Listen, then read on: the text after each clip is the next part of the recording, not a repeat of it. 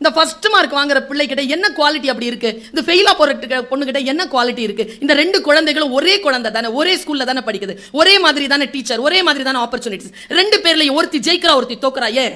அவ ஏன் 98 வாங்குறா? அவளுக்கு சப்ஜெக்ட் புரிஞ்சிருச்சு, உனக்கு புரியல, அவ்வளவுதானே. அல்லது புரிஞ்ச சப்ஜெக்ட பிரசன்ட் பண்ண தெரியல, அவ்வளவுதானே. பிரிச்சு பாரு எதற்காக உனக்கு மார்க் குறையுதுன்னு. எந்த இன்ஸ்டிடியூஷன்ல ஜாயின் பண்ணாலும் ஜெயிக்க முடியாது. ஏன் தெரியுமா? இன்ஸ்டிடியூஷன்ல ஜாயின் பண்றதுனால யாரும் ஜெயிக்கிறது இல்லை. எந்த ஸ்கூலும் ஜெயிக்கிறதுக்கான உத்தரவாதத்தை தர முடியாது. நீங்கள் ஜெயிப்பதற்கான வாய்ப்புகளை அது ஏற்படுத்தி கொடுக்கும். ஆப்பர்ச்சுனிட்டியை பயன்படுத்த. சிம்பிளா சொல்றேன், உனக்கு புரியுதா பாரு. கஞ்சி குடிப்பதற்கு இலார் பாரதி, கஞ்சி குடிக்கிறதுக்கு இல்லை. ஏன் இல்லை?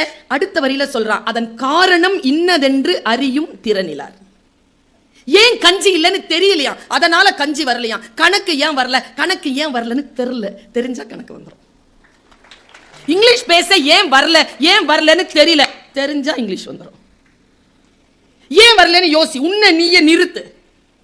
எங்க நீ மிஸ் ஆகுறன்னு யோசி. Too much of entertainment will lead you to stress. Don't go for too much of entertainment. Entertainment குள்ள போகாத.